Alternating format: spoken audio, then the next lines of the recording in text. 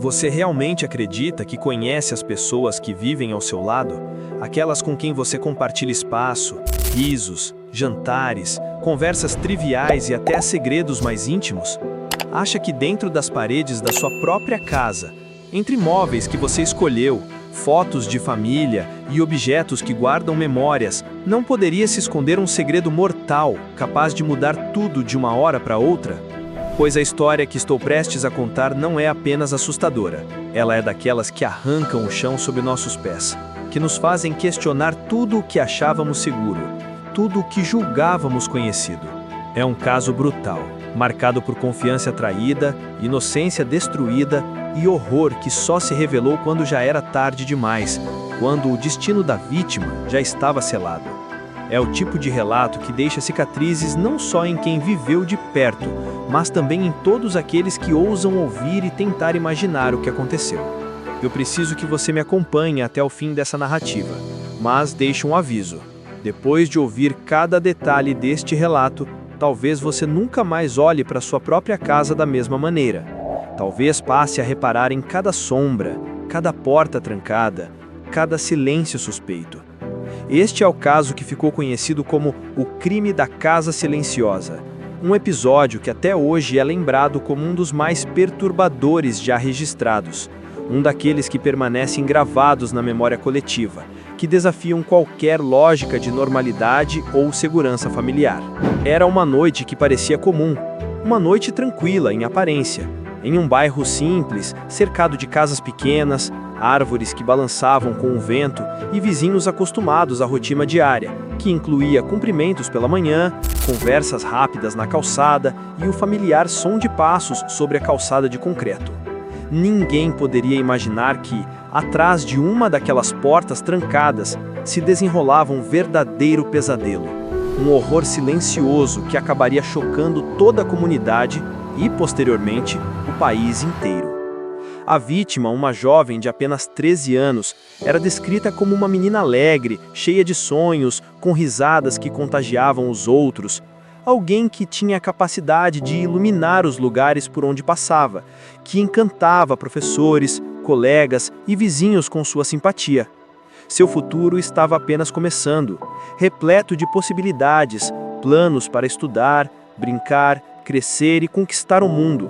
Mas alguém próximo, alguém em que ela deveria poder confiar de olhos fechados, transformaria sua vida em uma tragédia irreparável. Um evento que ninguém poderia prever. E o mais assustador de tudo, esse alguém fazia parte da própria família.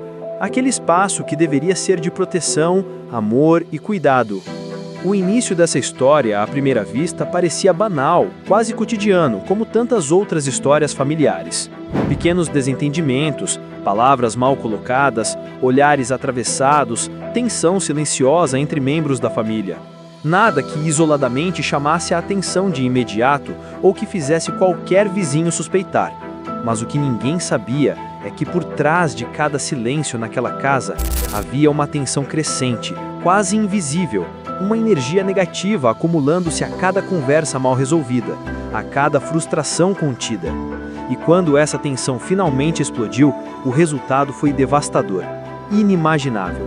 O padrasto da jovem, até então conhecido como um homem trabalhador, calmo, até simpático para alguns vizinhos, escondia uma face obscura, uma camada de sua personalidade que só se revelaria na pior hora possível.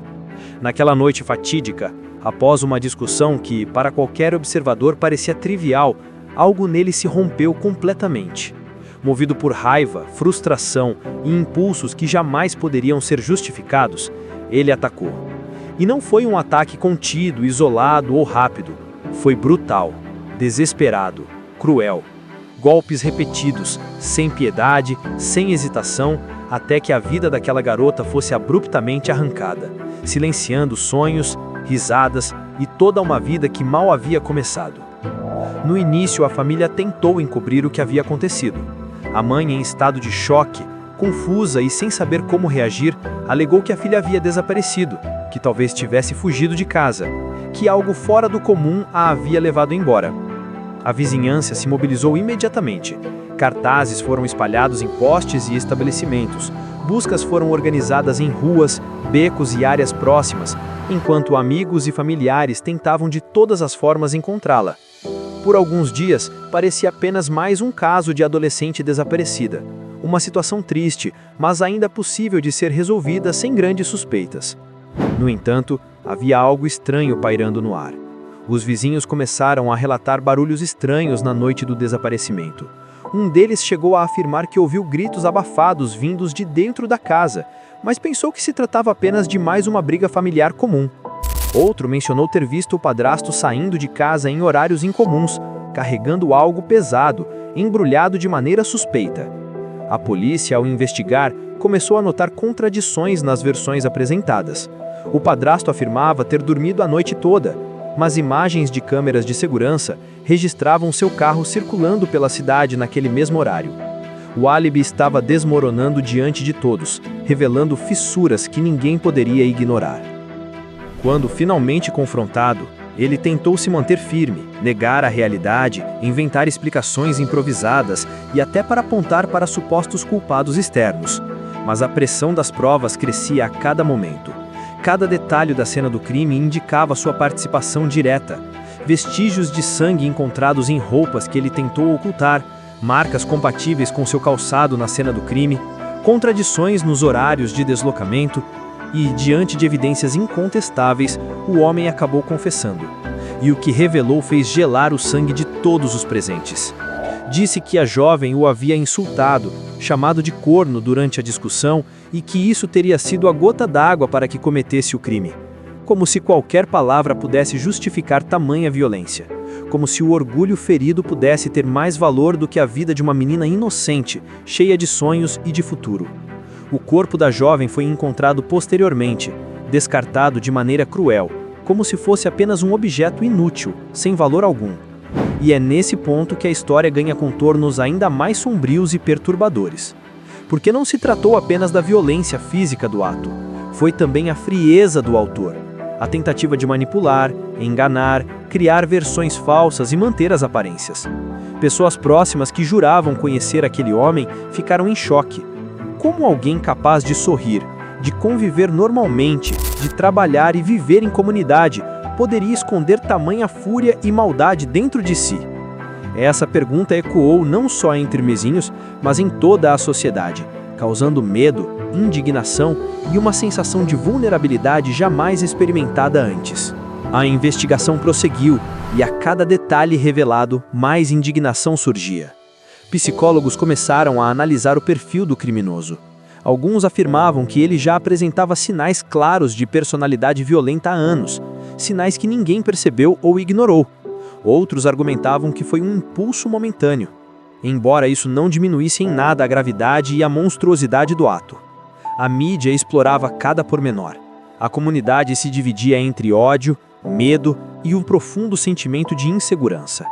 Afinal, se dentro da própria casa uma criança não está protegida, se até em lugares familiares o perigo pode se esconder, onde estaríamos realmente seguros?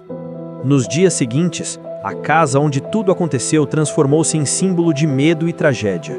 Pessoas relatavam ouvir sons estranhos durante a noite, como se a menina ainda estivesse pedindo socorro. Alguns juram ter visto sua silhueta à janela, mesmo depois que a residência foi esvaziada. Talvez fossem frutos da imaginação, talvez ecos de um trauma coletivo, mas o fato é que ninguém mais quis viver ali. A rua, antes tranquila e comum, ganhou fama de assombrada. Crianças eram proibidas de brincar nas proximidades, motoristas evitavam parar em frente e moradores se mudaram, deixando o local quase abandonado. O crime deixou cicatrizes não só nos envolvidos diretos, mas também na própria paisagem da cidade. Uma lembrança constante de que o horror pode surgir onde menos se espera. E algo que poucas pessoas compreendem. Casos assim não são isolados. Existem dezenas de histórias semelhantes espalhadas pelo mundo, em que figuras familiares, confiáveis e próximas se transformam em monstros dentro do próprio lar. No Brasil, inúmeros casos de padrastos ou pais de fachada escondiam, longe dos olhos atentos da vizinhança, segredos cruéis e monstruosos. O inimigo não estava do lado de fora, mas dentro de casa, onde se supõe haver proteção e segurança. Até que ponto realmente conhecemos as pessoas ao nosso redor? Quantas vezes sorrimos para alguém que, na privacidade, é capaz das piores atrocidades? Quantas vezes o silêncio de uma vítima é abafado porque ela confiou em quem deveria protegê-la? É perturbador pensar nisso, mas é absolutamente necessário.